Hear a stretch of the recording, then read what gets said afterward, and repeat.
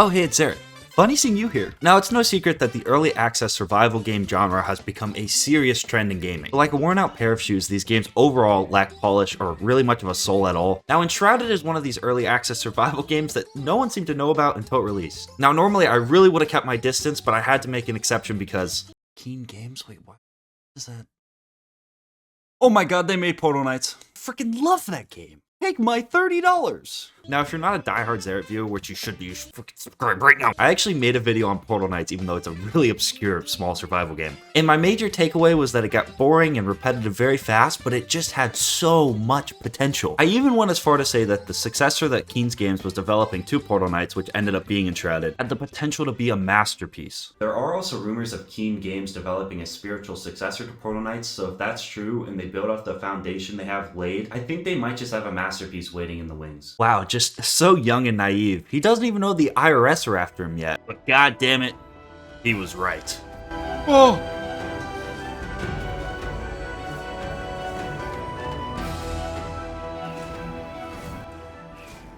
Survival games are pretty difficult to talk about and rank, but all roads lead to Minecraft, and I want to take y'all back like J. Cole, to that special first-time Minecraft experience. I begged my mom to buy it for me, and eventually she did. It was perfect. I was alone on the family computer on a Friday night, and I became completely lost in a magical world where the only limit was my imagination and my willingness to explore. Everything else in the world faded away, and all I was worried about was my shitty wood shack. At least that was until my mom barged in and screamed at me and told me to go to sleep. And I blinked and it was like, holy, I've been playing for 5 hours without even realizing it. That's what a good open world survival game is about. It needs to entrance you in a world full of secrets with enough vagueness to keep you wanting to explore, while also providing you with enough tasks to keep you focused and stimulated, while also somehow not restricting your freedom to explore. It's a sensitive balance to maintain, and it's extremely difficult to accomplish. Very few survival games will ever achieve this feat where you just get entranced and lose track of time. And it's honestly just pretty unfair to expect an early access game to accomplish. Yeah, so I bought this game on the 29th. Today's the 2nd, and I haven't played it all today, except for like filming some B-roll stuff.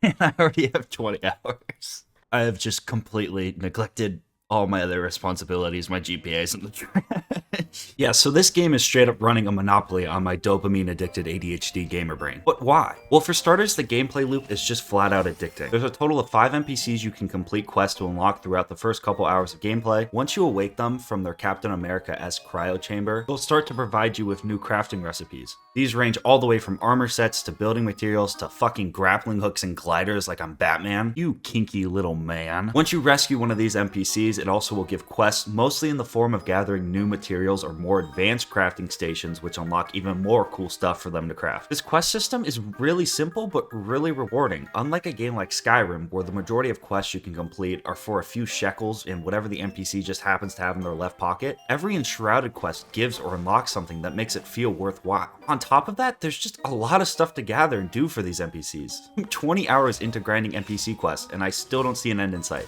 Outside of the NPC quests, the actual survival gameplay is pretty typical and eerily similar to Valheim. You hunt and gather food and materials that when consumed give you various status buffs. There's also the generic lot of status boosts you can acquire from being well rested or from craftable potions. There's also like health and mana potions. You know, if you've ever played any survival video game, you'll understand what's going on here. It's really not that hard. However, hands down, the best part of this game is the boss fights. One of the major defining pieces of Enshrouded is that to create a buildable area, you need to place down a flame altar. A flame altar is made from like 20 stone, which you can craft 3 minutes into the game. But in order to extend its range and power, you need to sacrifice various valuable materials to upgrade the altar. One of the key components in every upgrade is a different boss's head. Some of these boss fights are just epic, with awesome loot pools, and they can be pretty damn challenging, but in turn it's also so rewarding to finally complete them. Jesus Christ. Jesus Christ.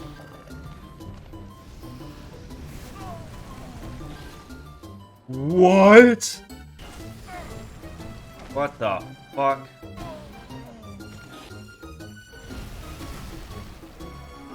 What the fuck? Oh yes, let's go. Let's go. Yep, I deserve all this. I deserve it all. Some of these bosses are really impressive. They have attack patterns you have to recognize, different phases they can go into. Others, you just kind of jump around in circles and spam the mouse button, but you... And that's honestly just the tip of the iceberg with the problems in this game. Now, to be fair, the game is still in early access, so I'm sure a lot of the smaller bugs and glitches will definitely be ironed out, but they definitely should be ironed out.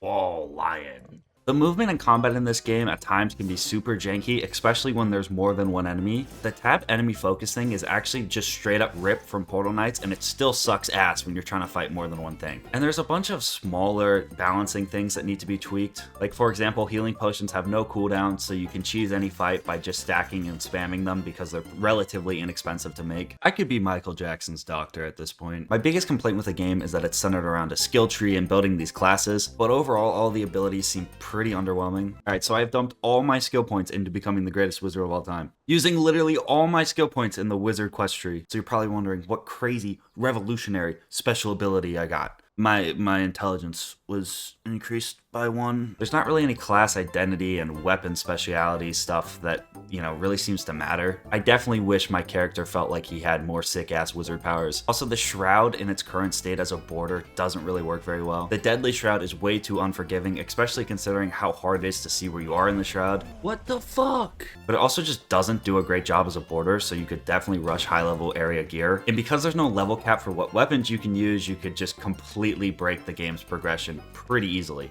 The building in this game is functional, and as you progress through it, you definitely gain more options, but to be honest, it's pretty bare bones and uninspired. My other biggest complaint is that for quests, the area it gives you on the map is way too vague. There's a ton of hills and mountains in this game, and sometimes you can't get up the hill to find where this quest wants you to go, and then you end up digging like this straight up worm tunnel to reach the top, only to realize that it was actually secretly in a fucking cave under. Yeah, they definitely need to add a better tool for navigation, like a quest arrow or some path you can follow thing. There's definitely a lot more in this game that needs fixing, and there's definitely a lot of areas where stuff could be added and things could be fleshed out and polished more. But just to summarize, at its worst, Enshrouded is a buggy, semi-tedious survival game, but it's still a good time. At its best, it builds a truly sprawling and cared for world that you can get lost in for hours at a time, contributing to the best survival game experience I've had in years. Even in its current condition, it's definitely a must-play for fans of survival games like Valheim. And even for those who aren't as into survival games, I would definitely monitor to make sure the full release comes out polished, because if it does, it has the potential to be a must-play for everyone.